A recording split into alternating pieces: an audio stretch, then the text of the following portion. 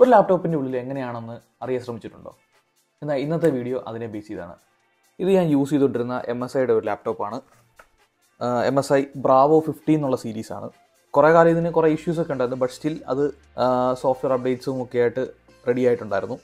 ഇതിനിടയ്ക്ക് എനിക്കൊരു ആഗ്രഹം തോന്നി ഇതെന്നാൽ നിങ്ങളെ കൂടെ കാണിക്കാമെന്ന്, അതായത് ഇതിനകത്ത് എങ്ങനെയാണെന്ന്. സോ അതിനായിട്ട് എൻ്റെ ഹാൻഡി സ്ക്രൂ ഡ്രൈവർ കിറ്റ് എടുത്ത് വെച്ചിട്ടുണ്ട്. ഈ വീഡിയോ കണ്ടിട്ട് എപ്പോഴേലും സിസ്റ്റം അഴിക്കണം എന്നൊക്കെ തോന്നുവാണെങ്കിൽ നിങ്ങൾക്ക് വശമുണ്ടെങ്കിൽ ഇതിനകത്ത് എവിടെയൊക്കെയാണ് സ്ക്രൂ, എവിടെയൊക്കെയാണ് ലോക്ക് എന്നുള്ളത് ഉറപ്പില്ലാതെ അഴിക്കരുത്. ഇനി അഥവാ നിങ്ങൾക്ക് അഴിച്ച് കണ്ടേ പറ്റുകയാണെങ്കിൽ നിങ്ങളുടെ ലാപ്പിൻ്റെ മോഡൽ നമ്പർ ഏതാണെന്ന് നോക്കുക, ഗൂഗിളിലോ യൂട്യൂബിലോ സെർച്ച് ചെയ്യുക, അതിൻ്റെ ട്യൂട്ടോറിയൽ കിട്ടും. ഞാൻ എൻ്റെ തുറക്കുന്നതിൻ്റെ ധൈര്യം എന്താണെന്ന് വെച്ചാൽ ഞാൻ സ്ഥിരം എപ്പോഴും തുറന്ന് ക്ലീൻ ചെയ്യുന്ന ഒരാളായതുകൊണ്ടാണ്. അപ്പോൾ നമുക്ക് ലെറ്റ്സ് ഓപ്പൺ അപ്പ്. അപ്പോൾ ആദ്യം തന്നെ സ്ക്രൂ ഡ്രൈവർ സെറ്റ് ചെയ്യാം. ഇതിൽ സ്റ്റാർ സ്ക്രൂ ആണ് എല്ലാം വരുന്നത്. സോ ഇതാണ് ഞാൻ പറഞ്ഞ ലാപ്പ്. അപ്പോൾ നമുക്കിത് തിരിച്ച് വയ്ക്കാം. ഓക്കെ, അപ്പോൾ നമുക്കിവിടെ 1 2 3 4 5 6 7 8 9 10 12 സ്ക്രൂ ഉണ്ട്. അപ്പോൾ അഴിച്ചു തുടങ്ങാം. പിന്നെ സ്ക്രൂ എല്ലാം അഴിച്ചിട്ടുണ്ട്. പിന്നെ മെയിൻ തിങ്, നിങ്ങളുടെ സിസ്റ്റം വാറണ്ടിയിലാണെങ്കിൽ ഒരിക്കലും നിങ്ങൾ അഴിക്കരുത്. അത് പിന്നെ വാറണ്ടി കിട്ടിയെന്ന് വരില്ല. എൻ്റെ പിന്നെ ഓൾറെഡി ഞാൻ മേടിച്ചിട്ട് 3 വർഷത്തോളമായി. സോ വാറണ്ടിയും കഴിഞ്ഞു, എക്സ്റ്റൻഡ് വാറണ്ടിയും കഴിഞ്ഞു. ഇനിയാണ് ഇതിൻ്റെ ലോക്ക് അഴിക്കേണ്ടത്. ഞാൻ സ്ഥിരം അഴിക്കുന്നത് കൊണ്ട് എനിക്ക് തന്നെ അറിയാം ഏതൊക്കെ പോയിന്റിൽ എവിടെയൊക്കെയാണ് ലോക്ക് ഇരിക്കുന്നത്.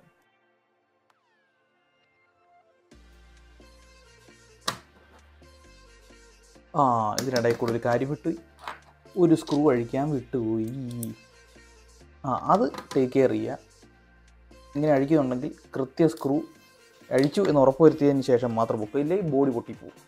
വേറെ സ്ക്രൂ വല്ലതും ഉണ്ടോ എന്നാലും ഒരു ഡബിൾ ചെക്കിന് ഇല്ല. ഇവിടെ ഈ ഒരു സൈഡിൽ ഒരു ലോക്കുണ്ട്. അത് ഇത്തിരി കൊനഷ്ട പിടിച്ചൊരു ലോക്കാണ്. ഓക്കെ, അപ്പോൾ ആ സൈഡ് റെഡി. നൈസായിട്ട് ഇതങ്ങ് പൊക്കിയാൽ മതി.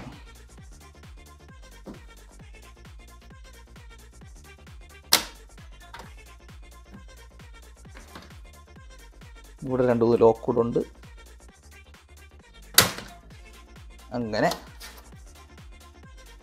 ഓപ്പണായി. ഇങ്ങനെയാണ് ഇതിൻ്റെ അകത്ത് കാണാനായിട്ട്. ഇപ്പോൾ ഇങ്ങനെയാണ് ഈ ലാപ്ടോപ്പിൻ്റെ ഇൻറ്റീരിയർ കാണാനായിട്ട്. ഇപ്പോൾ ഞാനിത് ഓരോന്നോരോന്നായിട്ട് പറയാം. ഇതിപ്പോൾ ഇതിൻ്റെ ബാറ്ററിയാണ്. സോ ഇത് റാം സ്റ്റിക്കാണ്. ഇപ്പോൾ എനിക്ക് 8 GB 2 സ്റ്റിക്കുണ്ട്. സോ അത് 16 GB. ഇതൊരു ഗെയിമിംഗ് ലാപ്ടോപ്പ് ആയതുകൊണ്ട് നമുക്കിതിൽ 2 ഫാനുണ്ട്. ഒരെണ്ണം പ്രൊസസ്സറിനും ഒരെണ്ണം ഗ്രാഫിക്സ് കാർഡിനുമായിട്ട്.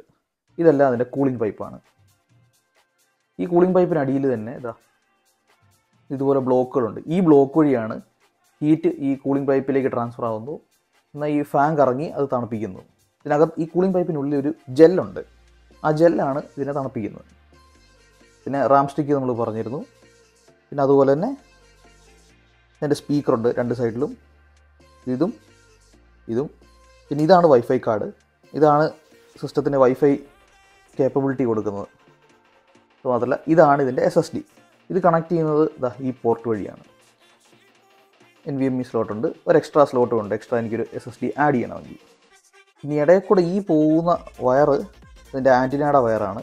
പിന്നെ ഈ കാണുന്ന ഈ ബ്ലാക്ക് കളർ കണക്ടർ ഡിസ്പ്ലേയുടെ കണക്ഷനാണ്. ഇത് പിന്നെ ഒബ്വിയസ്ലി ബാറ്ററിയുടെ കണക്ഷനാണ്. ഇതിനിടയ്ക്ക് ഇതുപോലൊരു ചെറിയൊരു സാധനം ഇരിപ്പുണ്ട്.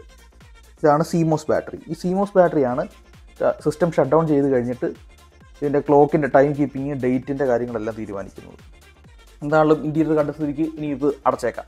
ഈ ലാപ്പ് തുറക്കുന്ന ഒരു രീതിക്കും അടയ്ക്കുന്നത് മറ്റൊരു രീതിക്കുമാണ്.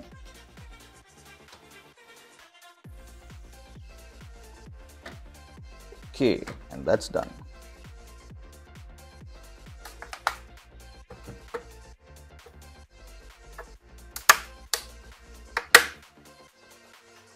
ഇത് പൊട്ടുന്നൊന്നുമല്ല, ലോക്ക് അടയുന്ന സൗണ്ട് കേട്ടോ.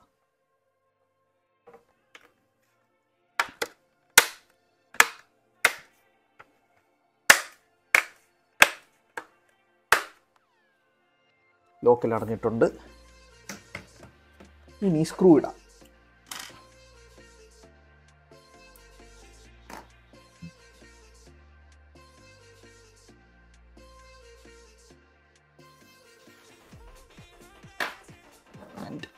Lap back to normal. ഇത് നമുക്ക് ഓൺ ആക്കി നോക്കാം. Running perfectly. അപ്പോൾ എങ്ങനെയുണ്ട് ലാപ്ടോപ്പിൻ്റെ ഇൻറ്റീരിയർ? പിന്നെ ഒരു കാര്യമുണ്ട്, ഓരോ ലാപ്പിൻ്റെ മാനുഫാക്ചറിങ്ങും ഓരോന്നിൻ്റെ ഫ്രെയിമിൻ്റെ രീതികളും വേറെ ആകുന്നതനുസരിച്ച് ഇത് തുറക്കുന്ന രീതികൾ മാറിക്കൊണ്ടിരിക്കും. ചില ലാപ്ടോപ്പുകൾ എന്ന് പറയുമ്പോൾ കീബോർഡും കൂടെ റിമൂവ് ചെയ്താൽ മാത്രമേ എക്സ്ട്രാ 2 സ്ക്രൂ കൂടെ കിട്ടുള്ളൂ.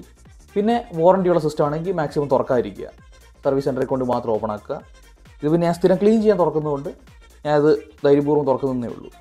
അപ്പോൾ hope you guys like this video. അപ്പോൾ അടുത്ത വീഡിയോ കാണുന്നവരേക്കും ടാറ്റ.